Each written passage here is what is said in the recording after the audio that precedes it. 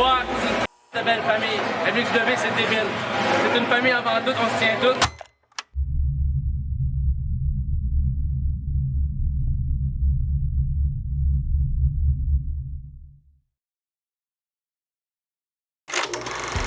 La lutte. La lutte spectacle fut extrêmement populaire au Québec entre les années 1950 et 1980. Les gens aimaient applaudir Édouard Carpentier.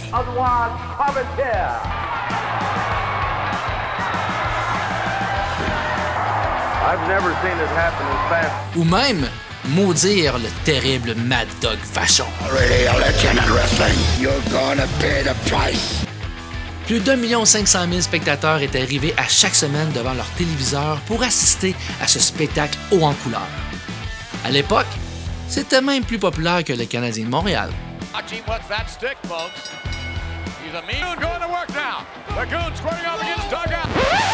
Mais bon, suite à cette grande gloire, l'intérêt populaire pour la lutte spectacle au Québec s'est essoufflé. Ce qui a donné naissance à plusieurs petites fédérations indépendantes partout dans la belle province. Drummondville a également connu son lot de petites fédérations, dont une, en particulier, au début des années 2000 du nom de la Wild and Extreme Wrestling.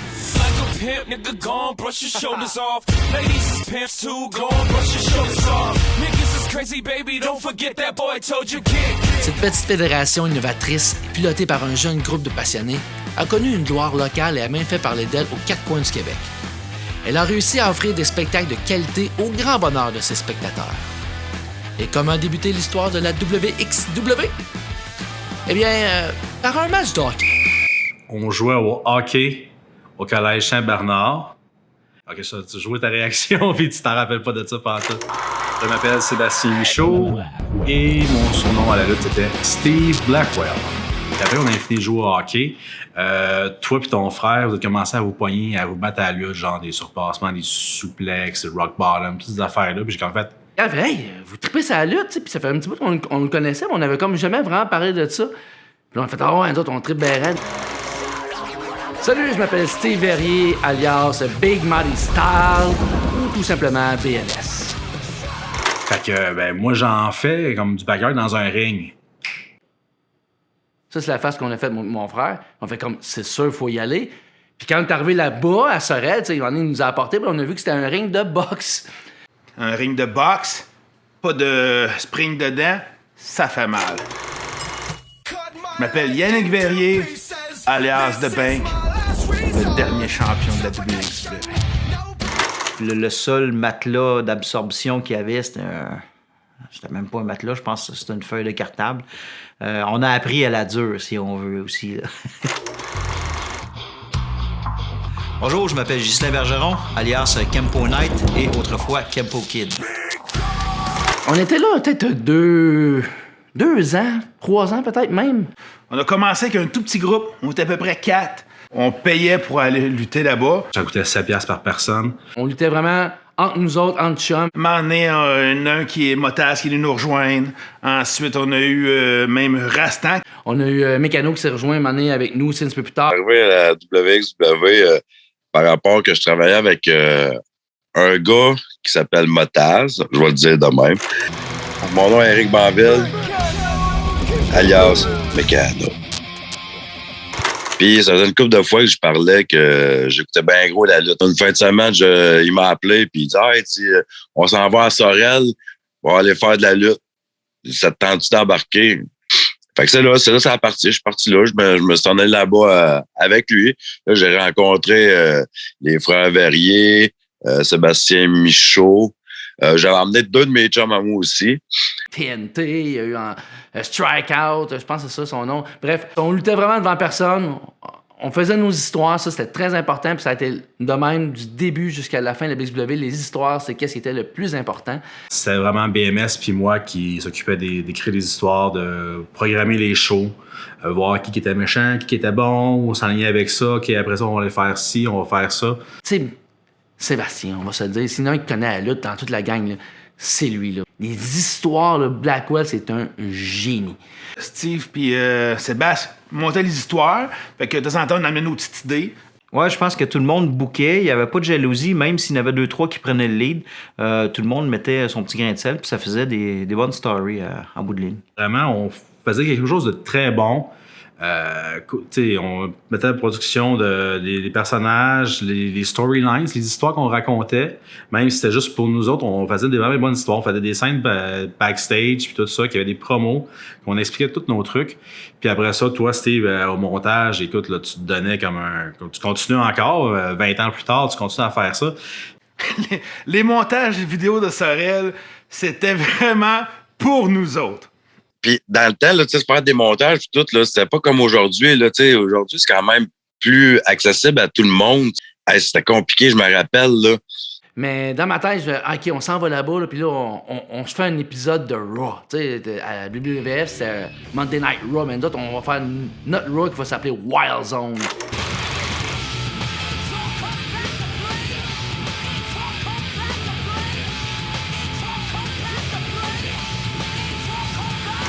Personne n'avait ça, même ceux qui en faisaient pour de vrai de la lutte. Que là, tu avais l'animation du nom, comme à la WWE dans le temps. Puis c'était vraiment, tu sais, pour dans le temps, là, c'était bien fait en crime pareil, là, tu sais, là. Ça donnait beaucoup de crédibilité à nos combats, parce qu'il faut se le dire, au début, on était tous un peu plus amateurs que professionnels. Mais là, en montant les épisodes, à un moment donné, je me suis rendu compte, je crée, mais il n'y a pas de foule, hein?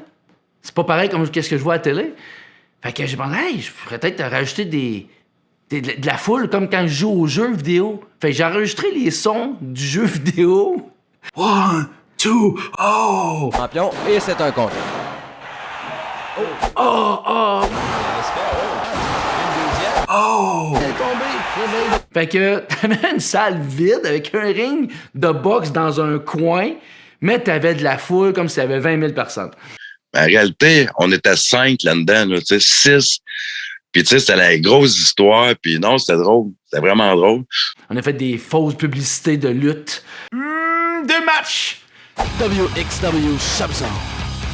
Cette semaine, procurez-vous le tout nouveau 2 matchs T-shirt pour seulement $29,95. On se faisait des soirées pour regarder ce qu'on faisait, puis on faisait un bon show quand même pour du backyard, puis en chum. Là. Je pense que pour plusieurs, on n'aurait quasiment pas été lutté si on n'avait pas eu ça. C'est vraiment, là, on s'amusait, on se faisait des montages, là, juste pour nous autres, sur une cassette VHS, puis on écoutait ça après, là, rendu chez nous, en prenant une petite bière. Fait qu'on a vu le potentiel qu'on avait à faire les vidéos. C'est là que ça a donné comme le goût de dire, ben, Chris, on pourrait peut-être faire un petit peu plus.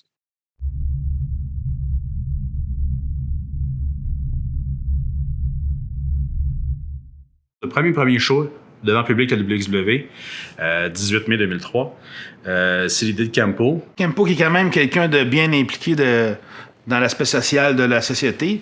Tout était bénévole, tout ça. Puis à un moment donné, il nous a dit, hey, ça serait le fun qu'on fasse un show devant du monde. Ben, j'ai toujours été impliqué à organiser des trucs, que ce soit pour aider. Il y a quelques années, avant le show bénéfice, on avait fait un tournoi de hockey-ball pour Opération Enfant Soleil. Et puis, un jour, on faisait des shows, puis là, je pense que j'étais tombé sur des photos d'archives du tournoi de hockey, puis j'ai dit, hey, ça serait le fun de faire un show bénéfice. C'est sûr, quand il a dit Opération Enfant Soleil, on a tout fait oui, c'est sûr et certain, là. Mais encore là, c'était vraiment un travail d'équipe. J'ai soumis ça aux gars, puis ils ont tout de suite embarqué. Ils se sont pas posé 10 000 questions. On dit oui, on le fait. Oui, c'était bénéfice. Oui, on a. À la gang qu'on était, on avait quand même pas mal de chums. Mais c'était plein, là. On a annoncé que dans le journal, parce qu'évidemment, Campo travaille pour le journal, donc c'est plus facile d'avoir une plug, d'avoir une entrevue là-dessus. Donc, on faisait une entrevue genre les dessous de la lutte. Camille en Chris Funky. Mais en tout cas, on en reparlera. Écoute, je vais te l'avouer, l'article de journaux, on était en tabarnak. Bonjour, mon nom est Yannick Claude. Et je luttais sur le nom de Funky à la WXW. On était frustrés que vous donniez tous les trucs. Hey, je me rappelle de ça comme c'était hier. J'étais à NBW puis on était en maudit après vous autres. On a fait, ben voyons donc, tu sais, qu'ils donnent des trucs, du rasoir puis tout ça, ben voyons. On peut pas dire les trucs, là. Fait que oui, c'était très mal vu. C'était très, très mal vu, l'arrivée de la WXW. Jusqu'à temps que, justement, c'est ça, je rencontre les boys puis que je voyais que c'était pas des trucs de cul. Ici, à Drummondville, il y avait la NBW qui était un peu maître sur le terrain. Donc, on avait convenu de donner des combats à la NBW parce que nous, on voulait pas faire des shows permanents. On voulait pas être là tous les mois. Donc, la NBW, ça leur donnait une visibilité. Le grand combat de la NBW qui a été Funky contre White Devil. Moi, j'ai rencontré DeBank et BMS. C'est tellement bizarre comment c'est arrivé parce que dans le temps, moi, j'étais pour la NB, puis je pratiquais avec Mean Machine, puis il devait y avoir un ou deux de mes chums de gars, puis on pratiquait chez nous. On sort dehors, on voit deux gars en train de se bûcher dessus à l'extérieur. Devant l'appartement de mon ami, de sa maison, Je vivais au 2e étage, puis il y avait un grand terrain en pelouse avec une grosse clôture blanche. comme une espèce de clôture pour délimiter un peu le terrain qui faisait vraiment office de ring de lutte. On pratiquait dans la pelouse, dans une body slam, mais on se faisait des souplesses dans la pelouse. Là, on commence à regarder ça, puis on se va à côté, puis on check ça tout le long, puis à un moment donné, les autres, ils se donnent, puis ils se donnent. À un moment donné, ils viennent nous jaser, ils nous comptent tout ça. Qu'eux autres se préparaient pour un combat à la NBW, tu sais, une lutte que je connaissais pas dans le temps. C'est là que j'ai comme appris qu'il y avait comme un circuit de lutte à Drummondville. Ils m'avaient même demandé de faire un rôle dans un de leurs films. Là. Eux autres, ils faisaient des petits films, là. Puis... C'est vraiment comme ça que je l'ai connu. Fait que pour moi, il est comme devenu tout de suite un idole. Puis tu sais, c'est ça, il était tellement fin. Puis on s'est croisés tout le temps par après, sans se tenir ensemble encore. Puis jusqu'au 18 mai... Et puis, non, c'est ça. Après ça, on m'a approché pour le 18 mai, puis je me souviens tellement de cette journée-là. Je sais pas comment il nous a vus quand il est arrivé, par exemple, là, parce que, tu sais, on va se dire, en termes de lutte, on était green, c'est-à-dire on était vraiment des recrues, des rookies. Ben, au début, c'était pas des lutteurs, là. C'était des acteurs un peu plus que des lutteurs, là. Mais j'ai trouvé super cool. Puis les gars, ils étaient hot, là. Ils étaient drôles, puis il y avait une Christie de bonne ambiance. Le backstage était tenu un peu par les Original Six, qu'on pourrait dire. Fait que, tu sais, c'était vraiment notre énergie qui était en backstage. Fait que c'était déjà très familial en partant le 18 mai. Puis on se faisait juste du gros fun. Tu sais, mon expérience au show du 18 mai se décrit en 2 étapes. L'organisation, parce que ça prend de la technique. On s'était tous donné certaines tâches. Tout le monde avait de quoi à faire. Ça prend de la paperasse, ça prend des commanditaires. Tout le monde s'implique un peu. La vente de billets, c'est nous autres qui la faisions aussi. Donc, on voulait pas se ramasser avec trop de monde, mais finalement, on avait au-dessus de 300 personnes, je pense. Fait que chaque lutteur avait vendu ses billets. Et il y avait l'expérience lutteur aussi. Puis c'est quand même une expérience qu'on avait beaucoup de monde qui était venu nous voir. On avait vendu beaucoup de billets, des mononcles, des matants. Ça vient avec un stress énorme. Je te dirais, ça a commencé peut-être une semaine avant. Là, on stressait pas pire. Puis j'étais nerveux comme j'ai jamais eu le track de ma vie comme ça. Tu sais, nous autres, comme je dis, on l'a fait, mais on l'a fait en... Il fallait que ça aille de l'air professionnel. Là. Fait que, tu sais, il fallait que ça soit ça coche, tu sais. Parce que même pour le 18 mai, on avait l'écran avec les montages, parce que nous autres, c'était ça, les montages. Puis on avait loué le ring à la CCW de Québec. Puis c'était Sonny Warcloud, pour ceux qui connaissent la lutte au Québec, qui était le propriétaire de ce ring-là. Puis il était venu avec des gars de la CCW qui, eux autres aussi, avaient eu un match sur la carte. Il y avait Nightmare Manson, justement. Puis il avait vu les montages. Puis je m'avais entendu, moi, Nightmare Manson, dire à Sonny... Hey, Calvin, c'est même une petite lutte de Drummondville, on a des montages vidéo. Puis nous autres, à Québec, on remplit des grosses salles. On n'a même pas ça. Puis de Sonny, avec son tempérament légendaire, faire... Il bougonnait. Écoute, le 18 mai, je me souviens plus comment on a amassé.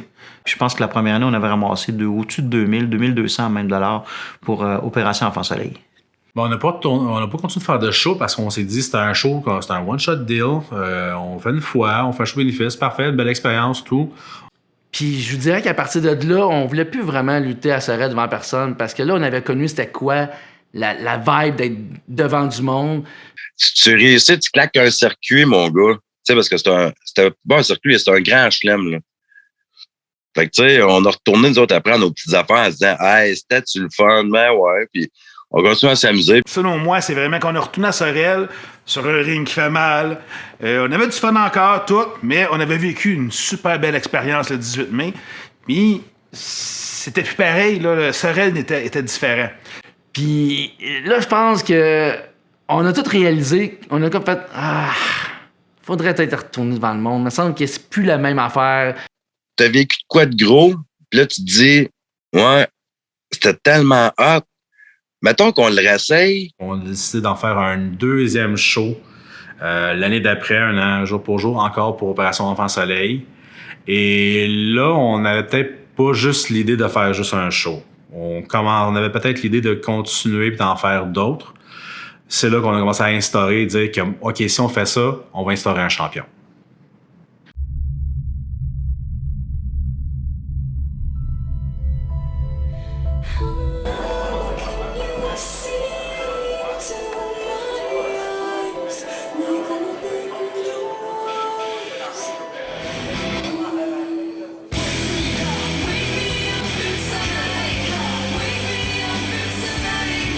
Ce show-là, moi et Blackwell, on a décidé de continuer les histoires qui se passaient à Sorel, mais devant le monde.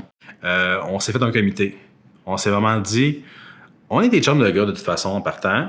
On prend des décisions ensemble. Donc, il y a eu 6 personnes. On s'est fait un comité de 6 qui étaient The Bank, Funky, Motaz, Campo, BMS et moi. Vu que ce show-là, Ground Zero, c'est tous des matchs de qualification pour embarquer dans le Royal Rumble à la fin de table. Ça, on l'a jamais refait, je sais pas pourquoi, c'était tellement... on sait pourquoi, ça coûtait trop cher. Donc, il y a des tables partout autour du ring, puis donc, pour être éliminé, il faut passer par-dessus la 3e corde et à travers une table. Et Mécano en parlera sûrement tantôt, que ça n'a pas été facile, lui, puis son histoire d'amour avec les tables. Ah, ça a été très difficile. Tout le monde se qualifiait pour le Royal Rumble, puis à la fin, on couronnait un champion WXW. Votons comme qui qu'on veut avoir comme champion. On prenait une décision ensemble pour dire qui va être le champion. On disait des idées, puis les gars, ah oui, ça c'est bon, ça, ah non, ça c'est pas bon, moi j'aimerais ça telle affaire. Fait que moi j'avais dit, j'aimerais ça me pogner comme Funky, mais je sais pas s'il va vouloir. Pour moi, tu sais, Funky était là, moi j'étais là. J'avais accepté le combat contre BMS parce que moi, dans ma tête, c'était le top de la fédération, de la WXW. Je trouvais que BMS, c'était un lutteur innovateur.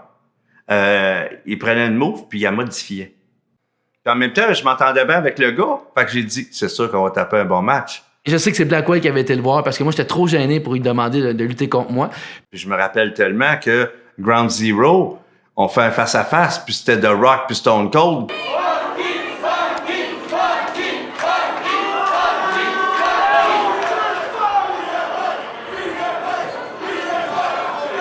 Écoute, ça criait des deux bords. Ça, là, ça va rester imprégné, là. On est face à face, puis écoute, ça crie pour moi, puis ça crie pour toi. C'était vraiment hot, là. Ça ne nous a jamais importé de savoir qui gagne, qui perd. Tout, on voulait donner un bon show. Mais pour Funky, moi, j'avais tellement un grand respect, je voulais pas gagner contre lui. C'est vrai, j'avais gagné Ground Zero. Hey, je m'en souviens même plus. Mais là, on avait voté que c'était moi qui étais le champion. Fait que si je perds contre lui, je peux pas aller dans le Rumble. Fait qu'encore là, hein, les idées de BMS et Blackwell, le booking, on a décidé que je prenais la place à Tommy Lace parce qu'il était venu intervenir. Puis je pense que Tommy était pas à l'aise non plus de faire un Rumble avec des tables, passer au travers d'une table. Fait que c'était juste comme parfait, là. Pour faire le fil avec tout ça, moi, je vais intervenir, je fais gagner Funky dans le combat, je me fais retirer ma chance de la bataille royale. Ta chance, je la prends et je lui donne. C'est BMS qui intègre le combat à ma place. Et le reste de l'histoire, c'est BMS qui gagne la bataille royale, qui devient le premier champion de l'histoire de la WXW. C'était bien écrit, bien scripté, c'était un beau gala. Bonjour, je m'appelle Dominique Rousseau, alias The Wonderful One, Tommy Legs. On s'entend, les combats, c'était nice, mais les histoires, c'était quasiment aussi nice que de se battre. On est arrivé en arrière, puis là, tu voyais Blackwell, puis je pense que c'est BMS, il est en train de setter l'écran géant avec les vidéos, puis il y avait des testings de vidéos. Tu fais, ben voyons donc, mais que c'est ça? C'est bien professionnel, c'est bien hot. Avec l'entrée, après ça, il plaçait toute l'entrée. Tu fais, ben calvasse, wow! Donc, il fallait que ça soit le plus proche de ce qu'on est habitué de voir. C'est-à-dire qu'il y a des histoires sur l'écran géant qui se passent, qui se rapportent au ring, mais il n'y avait personne qui faisait ce qu'on faisait.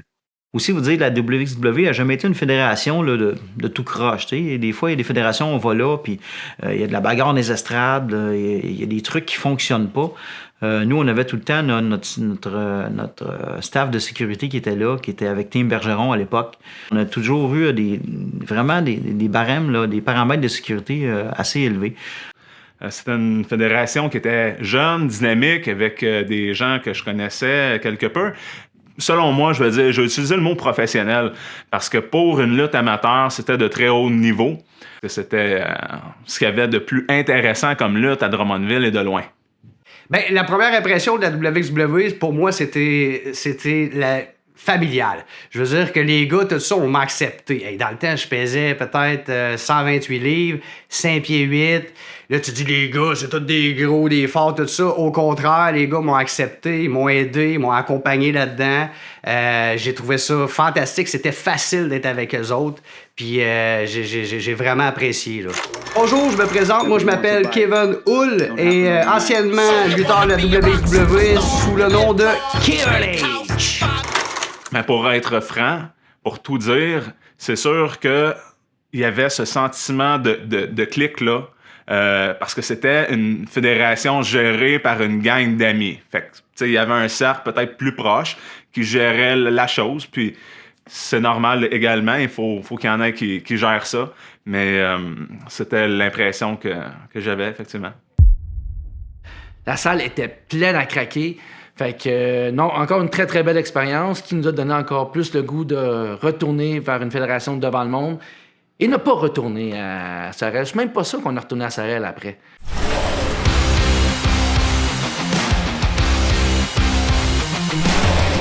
Le Rumble avec les tables, écoutez, c'était un match épique de la WXW. Qui était vraiment spectaculaire. Moi, j'ai fait comme wow.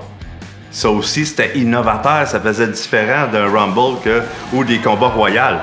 Puis tu sais, ceux qui disent que les tables sont sciées, sont pré-sciées, puis Chris, je vous confirme que non. Les tables qui pétaient, mais dans certains cas, qui pétaient pas. Il était dur. Il était dur, les tables au Rumble et Calvin. Là, j'étais avec The Bank.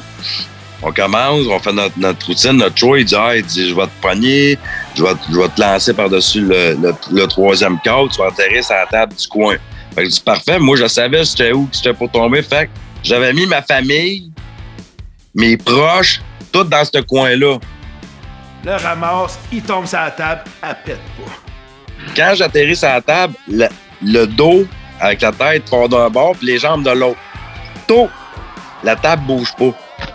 Aucun son, elle ne craque pas rien. C'était du béton. Là, mon frère, qui est l'arbitre, vient me voir. C'était-tu correct? J'ai mal, là. Il dit, là, faudrait que tu remontes. T'es pas éliminé.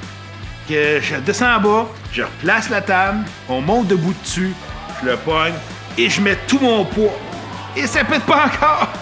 La table ne pète pas. Deuxième fois. Le monde s'en rend pas compte, mais ça fait mal, là. Ça ne pétait pas. J'ai mal, mais j'ai mal, ça n'a pas de bon sens. Fait que là, on remonte dans les rings. Fait que là, c'est là que je dis à Demain, je dis, fonce-moi dedans, elle va péter. Fait que je pars des cordes, je refonce dessus. Je me suis pitché le plus haut que je pouvais à la petite boule pour atterrir puis passer au travers de la table. Fait que ça a été un petit peu plus dur que celle de Funky, qui elle a été détruite d'un coup. J'ai adoré passer à travers la table. J'ai tellement adoré. T'as quand même un gars assez fort, fait qu'il dit, mets-moi au bout de tes bras, garoche-moi en bas. J'ai dit, non, on peut pas faire ça, ça va te faire mal, là, je vais pas te blesser. Non, non, regarde, toi, là, tu me mets en haut, là, puis quand t'arrives sur le bord, là, tu me garoches, moi, je vais me tourner. OK, Funky! Ça, c'est arrivé souvent que j'ai fait ça. J'ai fait, non. OK, Funky, on en reparlera plus tard. BMS me tient à bout de bras, puis il me pitch dans la table en bas du ring. La table casse pas, elle explose. Écoute, ça a crunché. Ça a crunché, je me rappelle encore, je suis en train de tomber, puis je plie en deux. Block! Ah ouais, c'était vraiment hot, ça.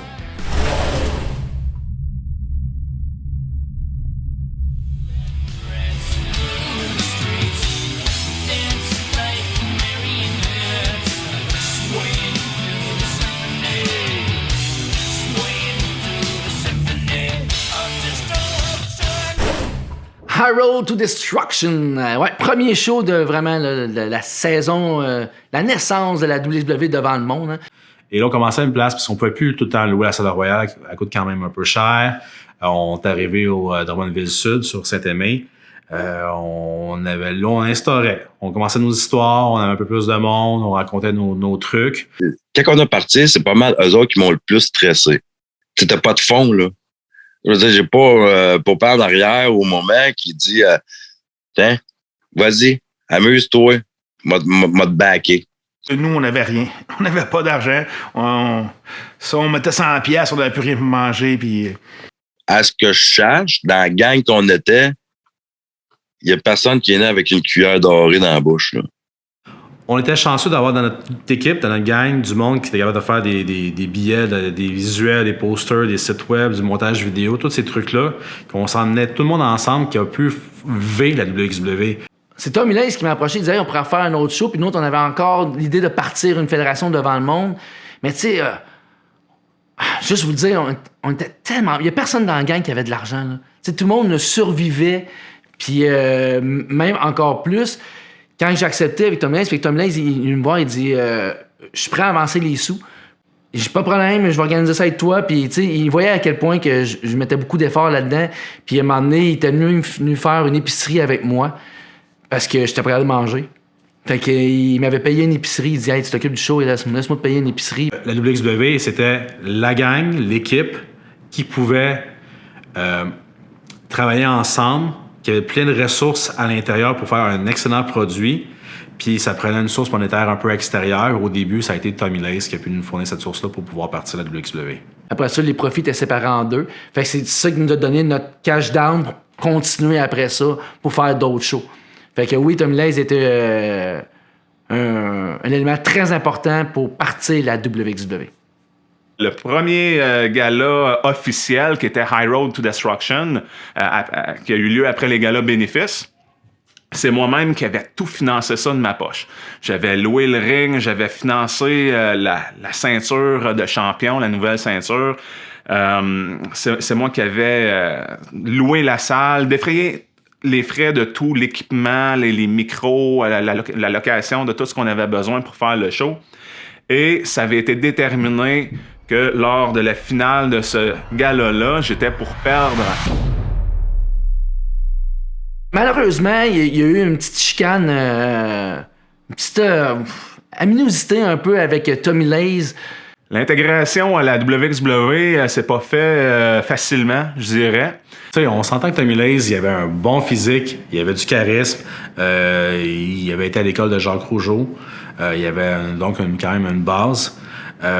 C'est juste que malheureusement, dans notre gang, nous autres, notre fédération de WXW, il n'y a pas d'ego. Et là, un de nos amis aurait entendu Tommy Lace parler que justement, tu sais, à sa shape et tout ça, ça devrait être lui champion, il devrait jamais perdre. WXW, c'est on décide en gang. Il y a un comité, puis on décide en gang. Fait que quelqu'un qui dit je devrais être champion, ça a toujours bugué. Bon, puis ma grande gueule, comme on pourrait dire, j'étais allé dire des choses. Pas publiquement, mais j'étais quand même dans un endroit public. Je m'entraînais au gym, puis je parlais avec d'autres mondes, puis je disais ça, justement, que je trouvais que c'était peut-être une ambiance un petit peu plus fermée, que les amis étaient privilégiés. Moi, j'arrivais là de la WXW, j'avais fait l'école de lutte Jacques Rougeau, j'étais vraiment en très, très bonne shape. On parle de Tommy Lace, c'est quand même... c'est un monsieur, c'est un homme. Des bonnes pipes, gros gars. Quand j'avais 19-20 ans, j'avais 19 pouces et demi de bras. Ils sont encore pas pires aujourd'hui, mais... fait que j'avais quand même un bagage assez unique pour une lutte amateur comparativement peut-être à la moyenne des lutteurs sur le circuit amateur. Surtout pour la ville de Drummondville.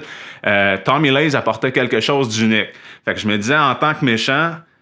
j'espère que Tommy Lace va être propulsé, qu'ils vont en faire un gros personnage.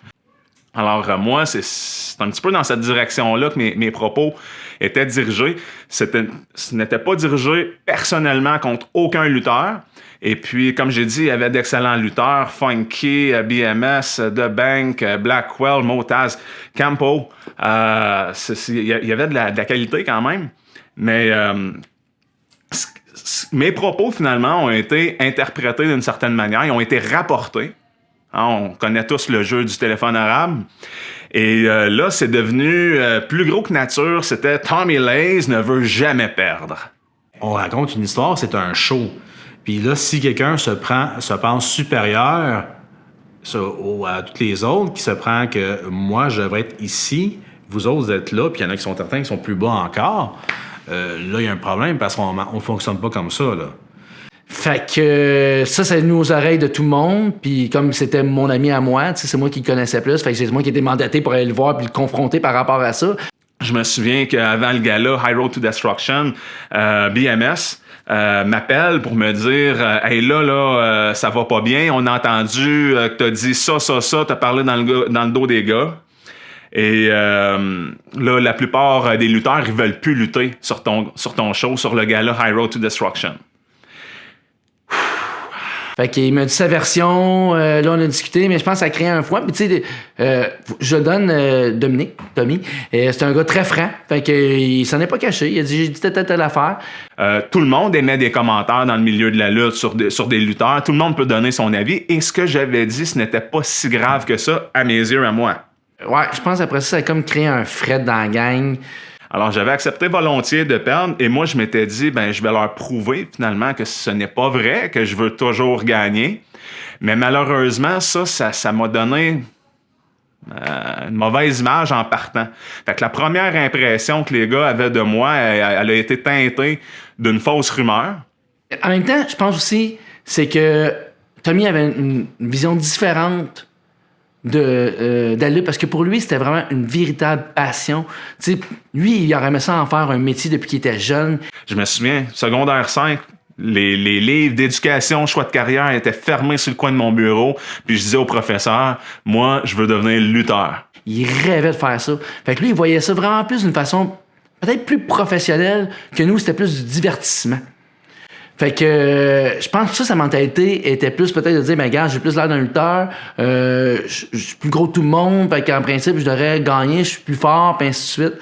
Puis si, mettons, il va dans un thinking plus professionnel comme WWF, mais c'était le bon thinking à avoir.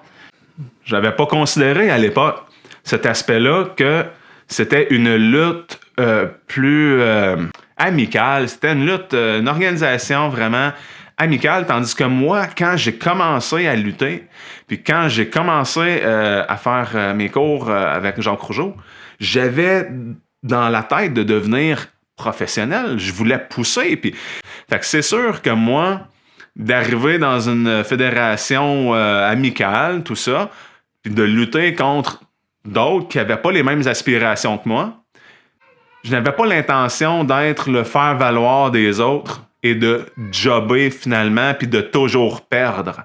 Fait que non, je voulais pas toujours gagner. Ça c'est vrai. C'est totalement faux d'affirmer que Tommy Laze voulait toujours gagner. Mais je voulais pas être le faire-valoir de personne parce que moi, j'avais des aspirations. Je faisais des sacrifices dans ma vie pour me rendre là. Fait que tu sais, je pense que ça, lui, sa vision était plus professionnelle que nous, c'était vraiment plus pour se faire du fun. Fait que je pense qu'il était là le clash.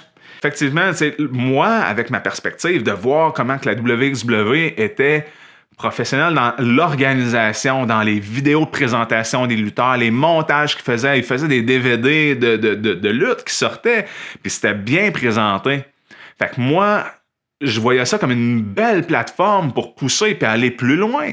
Tandis que les autres faisaient ça plus comme hobby et puis pour avoir du plaisir en chum. C'est clair qu'aujourd'hui, avec Tommy Laze, on aurait mieux géré ça. T'sais, on est rendu dans la quarantaine, la plupart. On a une maturité, notre réalité a changé avec des enfants, tout ça. L'expérience de vie. Donc, on aurait vraiment mieux géré ça. C'est sûr qu'à l'époque, tout ce conflit-là a pris, comme je l'ai dit plus tôt, une ampleur démesurée. On était jeunes. On était début vingtaine. Parce que quand tu as 20 ans, des fois, tu te braques, puis tu sais, L'expérience, la sagesse, c'est pas là dans l'écoute, c'est plus dans la confrontation. S'il nous l'avait dit, puis on lui explique, je pense que ça aurait été plus facile comme ça. Mais on l'a entendu, puis on a réagi. C'est ça qui a été la différence. Aujourd'hui, c'est clair que ça aurait été différent. Mais écoute, somme toute, c'était quand même un Utah, quand tu avais ça sur ta carte, là, c'était quand même un bon morceau. Fait que, mais je pense qu'il a quitté la lutte vraiment à cause de la commotion. Parce que sinon, je pense que si c'était pas la commotion, il serait revenu, puis je pense que les choses se seraient arrangées. Puis il aurait été un élément très fort pour la fédération, parce que le personnage était très bon. À la fin de High Road to Destruction, j'ai reçu un coup de chaise assez violent sur le dessus de la tête, sans protection. Si on regarde la reprise, je n'avais même pas ma main pour absorber le coup. Alors, j'ai fait une commotion cérébrale. Puis dans la lutte amateur, bien sûr, on n'est pas payé pour faire ça. Ça a été marquant parce que Tommy Lace a été blessé par la suite. Il était longtemps sans même pouvoir travailler. Mais je regrette pas ma décision, par exemple, de m'être retiré à cause de la commotion cérébrale. Aujourd'hui, je suis en santé, je suis en bonne forme. Qui sait ce qui serait arrivé si j'avais continué à lutter? On ne sait pas. Son manager a mal donné le coup de chaise un peu. Donc, Tommy Lace est vraiment tombé KO. Ça m'a marqué, puis c'est ce qui m'a permis de mettre la main, par contre, sur le titre du championnat québécois de la WXW. La première fois qu'il avait été donné, je l'ai reçu des mains de l'arbitre spécial qui était devenu Yannick Bergeron, le team Bergeron, parce qu'il était sur la sécurité. L'arbitre avait été knocké, donc c'est Yannick qui m'a compté le 1, 2, 3. Puis j'étais bien content, par exemple, bien fier là, de cette réussite-là. Là. Puis c'est là, si je me trompe pas, que BMS est tourné méchant. Marquer le début de mon règne de heel, ça veut dire méchant, parce que moi, j'étais un bon avant. C'était le fun, justement, on avait vraiment, Kempo, c'était vraiment on appelle ça un face, le gentil par excellence, le gars de karaté, tout ça, fait que il y avait lui, puis il y avait le gars tout croche qui était à moi, le méchant. Fait que c'était parfait pour les deux champions pour partir l'histoire. Fait que, ouais, c'est là que ça a parti. Encore une fois, il y a eu beaucoup de monde. C'était quand même les débuts. Si je me trompe pas, Mystery a fait une apparition à ce show-là. Je crois que c'était contre Playboy Larocque.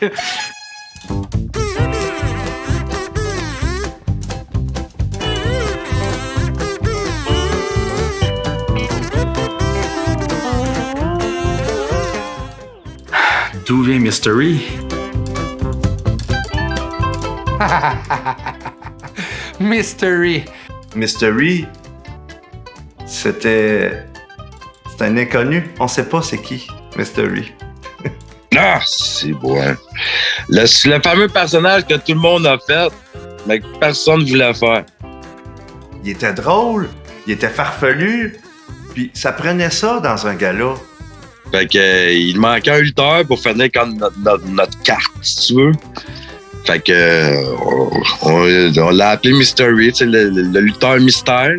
Dans le fond, c'est que c'est n'importe quel lutteur qui mettait un habit de screen, puis qui luttait avec ça, puis qui aimait les enfants, puis que tu sais, c'était comme la mascotte, si tu veux. Il venait lutter, puis c'était drôle à voir. Ça prenait ça pour attirer un peu la clientèle enfant. Puis le pire, c'est que c'est Motas qui a amené le costume pour la première fois. Et à un moment donné, je l'ai repris. J'ai eu beaucoup de plaisir. Il y a tellement de choses qu'on peut dire sur Mystery. J'ai même déjà été un Mystery. Mais Mystery, c'était le jobber par excellence. Tout le monde a fait Mystery ou presque. Donc, Mystery avait pas de personnalité à lui. Il était petit, il était grand, il était gros, il était maigre, il était agile, mais il était surtout drôle et les enfants l'adoraient.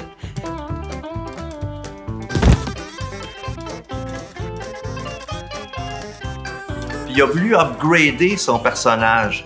Fait qu'il il s'était donné comme mission d'imiter des vieux lutteurs. Je pense qu'il avait imité, c'est-tu Hulk Hogan? Mais je me rappelle surtout, comme tu dis, de Ultimate Mystery. J'imagine qu'on va avoir une séquence.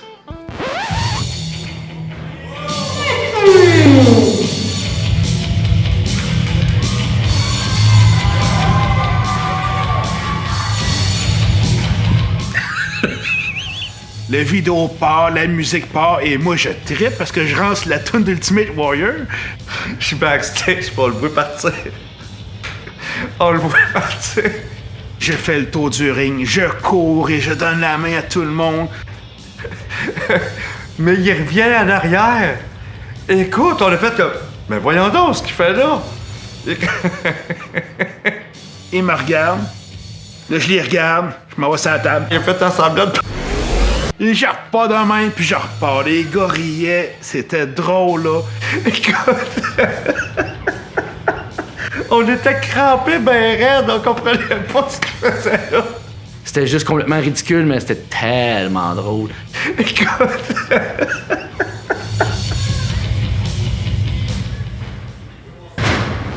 Si la WXW a tellement fait bonne figure à Drummondville, c'est à cause des montages vidéo. Parce que les autres fédérations qu'il y avait autour n'avaient pas d'écran géant, n'avaient pas de projecteur, il n'y avait pas de vidéo d'entrée, il n'y avait pas de promo backstage ou d'interview. Donc, c'était quelque chose d'unique au Québec. Au début des années 2000, dans le circuit amateur, il n'y avait pas quelque chose de cette qualité-là. Quand t'arrivais à un show de l'XW, là, quand ça partait, là, c'était un montage qui résumait tout ce qui s'était passé pour que tu saches où s'en allaient les histoires.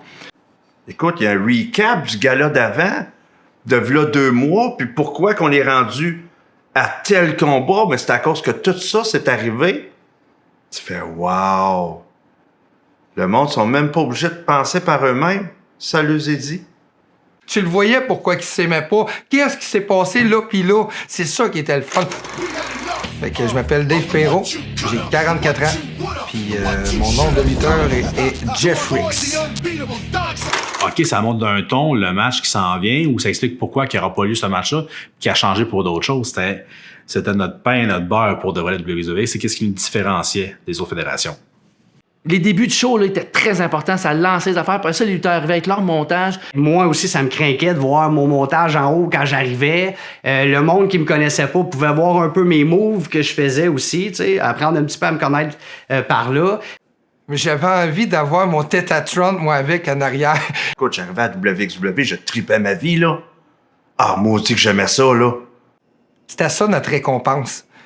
Même si on n'avait pas de championnat. On a même fait des montages un peu plus émotifs, mettons, de carrière, funky. J'ai fait même un montage, à un moment donné, pour Kevin H, qui parlait de lui. Fait que, tu sais, on développait vraiment un personnage. Mais, tu sais, en même temps, on copiait ce qu'on voyait à la télé, à la WWF, qu'eux autres faisaient ça avec des millions de dollars. Nous, on faisait ça avec qu'est-ce qu'on avait. Mais, tu sais, on réussissait à aller chercher un peu la même vibe qu'eux autres. Wow! Ça se rapproche de ce qu'on voyait, tout ça. On avait des fois 2, 3 caméras. Une caméra en haut, une autour du ring, une amovible, une à l'épaule. Puis toutes ces images-là nous permettaient d'avoir un produit final qui était de qualité. Ce qui est facile à faire aujourd'hui, dans ce temps-là, était très difficile. Ça prenait quand même des compétences, du temps. Puis les gars, on voulait justement avoir une certaine crédibilité un petit peu pour que le monde, quand il arrive, on vous donne un show. C'est ce qu'on essayait de faire le plus possible. Toute l'énergie que les gars mettaient dans cette fédération-là, là, écoute, je t'en parle, j'ai un frisson. C'est pas des farces. J'ai un frisson, là. Toute l'énergie que les gars mettaient dans cette fédération-là, que ce soit en montage, en histoire, en réunion de gang, puis la chimie que les gars avaient entre eux autres. Puis, tu sais, moi, je suis pas arrivé là tout de suite. Elle existait. Puis par la suite, j'ai pu rentrer là, mais je l'entendais parler, puis j'en étais quasiment jaloux des autres qui luttaient là, puis moi, je luttais pas là.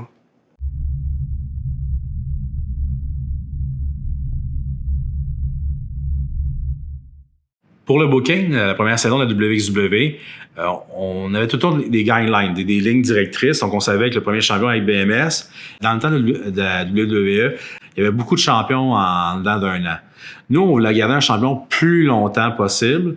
Donc, on savait que BMS allait être le premier champion, puis que le champion par après allait être Funky. Puis là, on disait, OK, on s'enligne vers ça.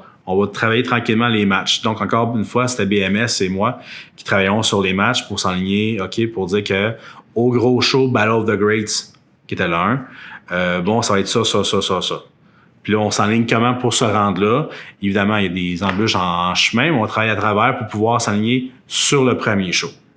Toutes les idées maîtres arrivaient souvent avec BMS, Blackwell. T'avais aussi Funky puis Motas, qui étaient quand même pas mal des machines à idées. On faisait des meetings, on se ramassait, pas tous les gars. T'sais, moi, j'appellerais ça les seniors, si on veut. Là, ceux qui étaient là depuis le début, puis qui s'étaient impliqués. Souvent, moi, j'étais plus le genre de gars qui regarde, tu veux un storyline, apporte-moi 2-3 idées, puis on va construire autour de ça, tout dépendant de l'autre aussi, s'il veut le même storyline, puis si ça concorde. Puis la plupart du temps, ça allait bien, les bookings. Même quelqu'un qui était peut-être pas aux réunions, il nous en parlait, puis on pouvait carrément y trouver une histoire. Puis il y a eu beaucoup d'histoires aussi qui ont été développées pour les autres. C'est ça qui était le fun. Que ce soit Blackwell à un moment donné qui a poussé un petit peu Sullivan à aller lutter sans son masque. On prenait l'histoire de tout le monde, les suggestions. Si tu as une idée, faire ci, faire ça, OK, parfait. On s'enligne, on va travailler pour faire ça. C'était pas juste moi puis BMS, on se dit, on fait ça, on voit rien, on a des œillets, puis on fait juste ça. On prend les idées de tout le monde, on en parle au comité, mais principalement, c'était BMS et moi qui prenaient les grandes décisions pour les matchs, les histoires. La chimie, la gang, puis que le monde n'est pas plus tête enflée qu'un autre, là, tu sais, qui prenait le temps d'écouter les lutteurs, mais ça, le WXW le faisait. T'sais, même les nouveaux qui arrivaient, qui étaient de Drummond souvent, mais on les invitait à venir au comité puis partager leur opinion. Puis leur opinion comptait. Oui, on pouvait dire, moi j'aimerais ça contre BMS, moi j'aimerais ça contre Blackwell, j'aimerais ça contre ça. Puis si c'était possible dans les histoires puis toutes ces choses-là, ben c'est sûr qu'on le faisait. Fait que ça, j'adorais ça parce qu'on m'infligeait pas. À soir, tu te pognes contre lui puis c'est comme ça. On me demandait même mon avis. Puis tu sais, il y a d'autres fédérations que... C'est pas ça. J'ai pas connu d'autres luttes qui fonctionnaient comme ça. Habituellement, c'est une personne qui prend une décision, puis souvent, cette personne-là, c'est le champion. Normalement, c'est les bookers qui se donnent la ceinture tout le temps. Fait que c'est ce qu'on voulait éviter, nous autres. Puis tu sais, que la personne qui l'avait pas juste à cause de ses performances dans le ring, il y avait la reconnaissance de ses pairs qui était vraiment touchant. Tu sais, quand j'ai eu le titre, c'était vraiment ça. Oh, OK, les gars reconnaissent, ils m'apprécient, tout. C'est plus important quasiment que quand j'ai gagné le titre. C'est juste le fait que les gars aient voté pour moi, ça avait été vraiment apprécié. Tu me poses la question à moi, ce que ça représente, la ceinture québécoise pour moi, ça représente beaucoup. Moi, je pense que ça y allait par mérite, selon moi. Puis moi, j'aimais ça, j'appréciais ça. J'ai foncé, j'ai été bien accompagné avec une belle gang. Puis quand je l'ai eu, pour moi, c'était un accomplissement. Fait que d'avoir ça, ouais, je me souviens, j'avais eu les larmes aux yeux quand je l'ai gagné, tout ça.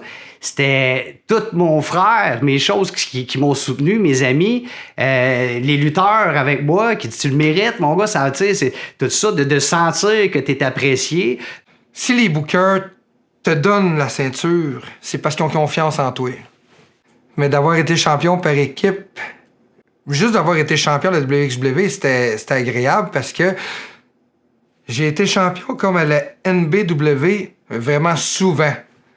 Avoir été champion ailleurs, écoute, j'ai vraiment comme apprécié, j'ai senti vraiment qu'on m'appréciait. Gagner ou perdre, ça m'importe très peu. Mais quand on te donne le titre, c'est une reconnaissance pour ton bon travail. Ah, puis ça, ça vient de chercher. Tu sais, je le savais d'avance, je le savais, mais quand on a voté pour moi, j'étais premier surpris premièrement. Puis quand on m'a dit pourquoi, quand je suis quasiment émotif, ah, c'était... Ouais, ça, c'est le fun. Ça, c'est de l'amour, là, sans borne, là. C'était incroyable.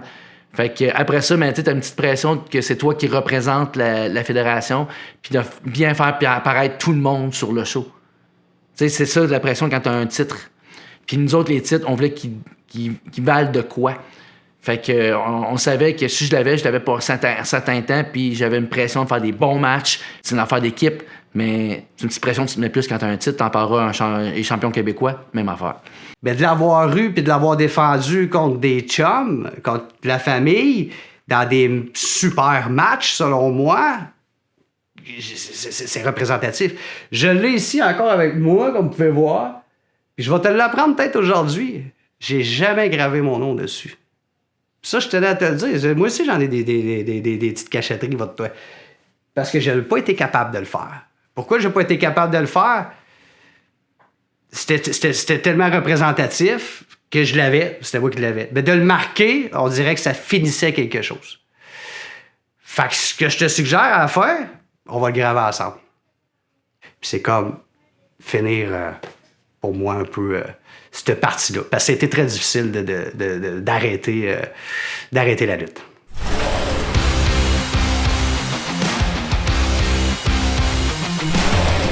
J'adore ce match-là, le match cheveux contre cheveux entre Kevin H puis Darkseid. En janvier, Kevin filait pas trop bien, fait que je l'amenais avec moi, on est allé voir un show de la EWR à Québec. À ce moment-là, Kevin me dit « Je suis tanné de mes cheveux, je pense que je vais me raser. » Tu veux te raser les cheveux? Kevin qui a les cheveux jusqu'ici, blonds, plats. Kevin H avec sa belle chevelure. Il avait les cheveux longs, là. De dos, là. Tu pouvais le siffler, là. Il disait, j'étais carré, mais je fais pas longtemps que je veux me raser ça, on va me raser ça bientôt. Là, quoi, ça fait ding, ding, ding, ding, ding. Wow, wow, il dit, t'as peur! On garde ça pour la lutte? Il me dit ça. Il est comme, Chris, on fait ça à la lutte, là. Puis moi, j'étais tanné d'avoir les cheveux longs, là. J'étais plus capable. Tu sais, faut s'asseoir dans un gros show. Fait qu'au mois de janvier, notre gros show, t'es le mois de mai. Fait que là, Kevin, t'es écœuré de ses cheveux, mais fait qu'il garde jusqu'au mois de mai. S'il me restait 3 mois. Ouais, puis il sortait avec ma soeur en plus dans ce temps-là. Puis elle détestait ses cheveux longs. Puis là, on a dit à Darkseid, qui était son adversaire, on a dit, laisse-toi pousser les cheveux, lui, il s'est tenu rasé. Darkseid appelle, hey Danny, plus de coupe de cheveux. Au mois de mai, à Battle of the Great, sur contre Kevin, c'est un match cheveux contre cheveux. Wow! Darkseid. Je m'ennuie tellement de Darkseid. Il était drôle, il était smart, il était si. J'ai pas fait ce combat-là avec n'importe qui, parce que Darkseid, je savais, dans l'historique, dans notre histoire, tout ça, je trouvais que c'était la personne avec qui le faire. Tout le monde était sûr que c'était Darkseid qui allait perdre, et non, ça a été Kevin H. Tu vas battre Kevin H, tu vas lui raser la tête, puis après, tu dis, bon, moi, de toute façon, je me rasais pareil, et tu commences à te raser les cheveux. Fait que quand j'ai perdu, le monde s'est dit, c'est sûr que je ne ferai pas couper les cheveux. Voyons donc, les cheveux ben trop longs. Je suis parti pour me sauver. Les 2 arbitres, dans le fond, ils m'ont retenu, ils m'ont emmené sur le ring. Je me souviens que la coiffeuse était très nerveuse. Fait que quand elle est arrivée pour me couper les cheveux, j'avais les cheveux tout trempés. Tu essaieras de couper les cheveux avec un rasoir quand t'as les cheveux tout trempés, tu vas voir que... Et elle me rasait ça ici, puis ça poignait. Elle va couper la couette. Fait qu'imaginez-vous, je me suis ramassé les cheveux ici, avec rasé ici sur le côté. Oui, je ressemblais à Hulk Hogan. J'avais l'air de Hulk Hogan. Maintenant, je suis plus capable d'avoir Kevin avec des cheveux. Il est tout le temps rasé. Mais ça a tellement coupé que ça n'a jamais repoussé. Mais c'était un match fantastique. Écoute, c'est un classique. Ça a été vraiment là, un moment intéressant. Il n'y a pas de grande fédération qui peuvent se vanter d'avoir eu un cheveux contre cheveux. Pour de vrai, c'était génial.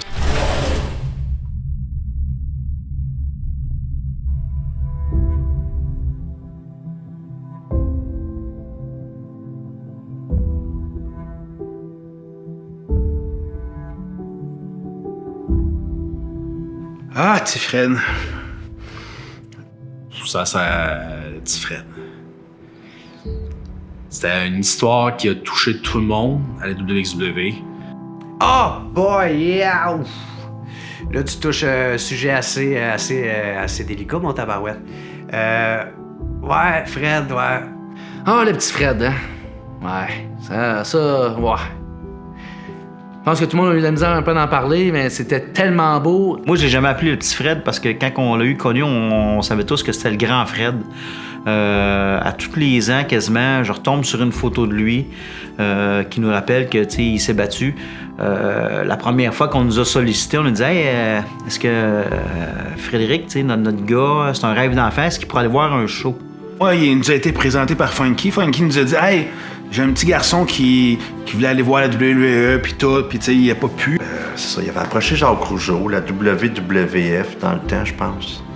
Puis ça n'a pas fonctionné. Hein. Il y a beaucoup de demandes pour ça. Puis je me souviens que Funky avait dit non, pas question qu'il vienne voir le show, il va venir faire le show. Il avait appelé au téléphone, mais lui, il connaissait pas Funky. Tu sais, il connaissait pas BMS, il connaissait pas The Bank, il connaissait pas Kevin H, il connaissait personne. Lui, son idole, c'était Undertaker. Fait que moi, quand je parle au téléphone, il me dit, est-ce que tu connais Undertaker? Je le connais, mais pas personnellement. Moi, ce que je peux t'offrir, c'est que tu viennes à un de nos galas de lutte, là. Fait que je pense que Funky avait dit, garde, tu viendras au show.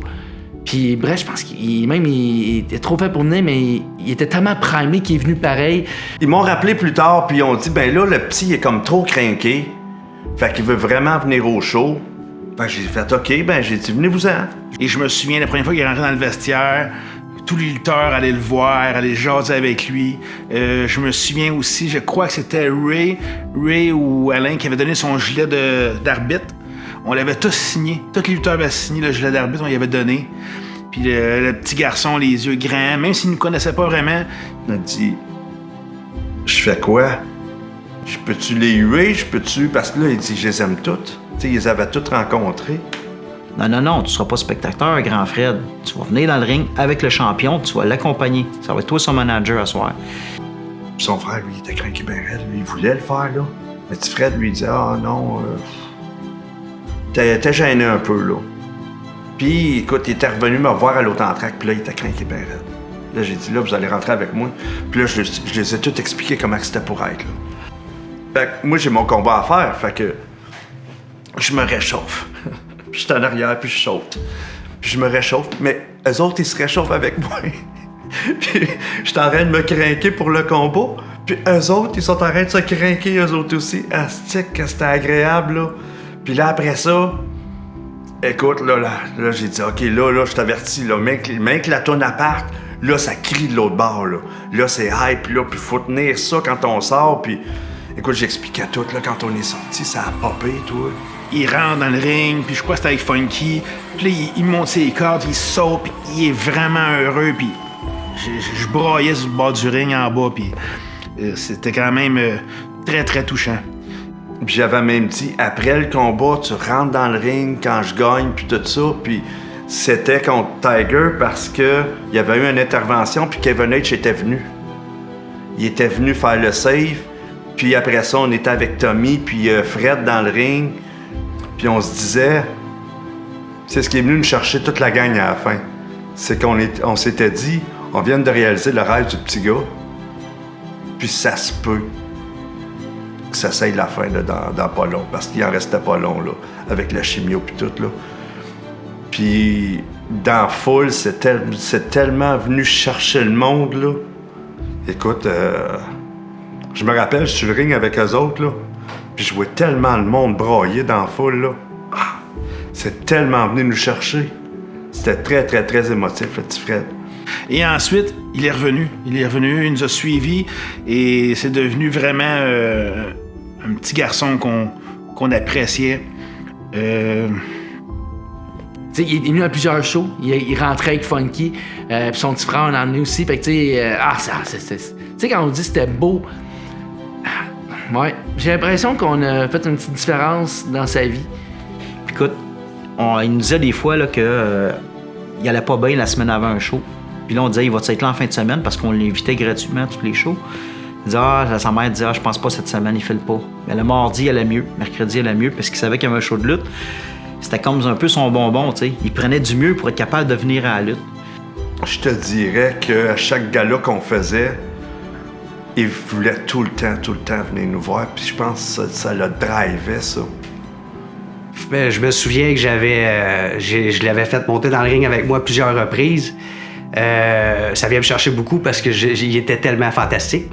J'avais monté sa troisième corde, puis je faisais ma descente de la jambe, que je me tenais les deux jambes, puis juste avant, j'avais pointé dans le ring, tout ça. Puis ouais, pas longtemps après, ben c'est ça. J'avais une photo de lui dans mon portefeuille. Puis, tu sais, malgré son absence après, il a toujours été avec nous autres. Il nous avait tout donné une photo. Si tu vas pleurer. Fait que j'avais bien du respect pour ce petit bonhomme-là, puis je le trouvais même plus fort que moi de réussir à essayer de se battre comme qu'il a fait. Je me souviens aussi qu'on avait fait une journée de célébration parce qu'on y avait annoncé qu'il était en rémission. On avait été à son chalet, on avait monté le ring de lutte là, puis on était plusieurs lutteurs qui avaient décidé d'aller faire un mini-show là-bas avec lui. Là, on s'est donné parce que là, vu que j'étais le méchant, mais on a fait un match tag team, lui puis son frère contre moi et mon frère. Fait que là, je me suis fait du fun. Là, il y a plus de tapocher, puis tout, puis... Ah, quel beau moment! Vraiment, là. Et j'ai jamais mangé une rince de même de ma vie. Et Colin, c'était drôle. Puis il était bon, là. Il était vraiment bon, là. C'était pas de mouche. Toute la journée, il avait lutté. Écoute, le soir, il dormait. Le lendemain matin, il paraît que genre à 6 heures, dès au lever du soleil, il était déjà dans le ring. On avait même fait son propre DVD. Sur une de nos pochettes, c'était un show en C'était quel show, puis j'avais fait un graphisme avec sa photo, puis c'était le show du petit Fred, tu sais, c'était à lui, on lui avait donné, fait qu'il avait sa face sur un DVD de lutte. De le faire sourire, de le faire oublier pendant un moment, tout ça pour qu'ils puissent s'amuser, avoir du fun, décrocher, puis faire partie de la famille. Mais malheureusement, on sait tous qu'après ça, le cancer a une récidive, puis il est parti, écoute, il y a quoi, 8 ans, je pense, 9 ans. Donc, le petit Fred est devenu le grand Fred, puis il nous a tous permis de grandir là-dedans.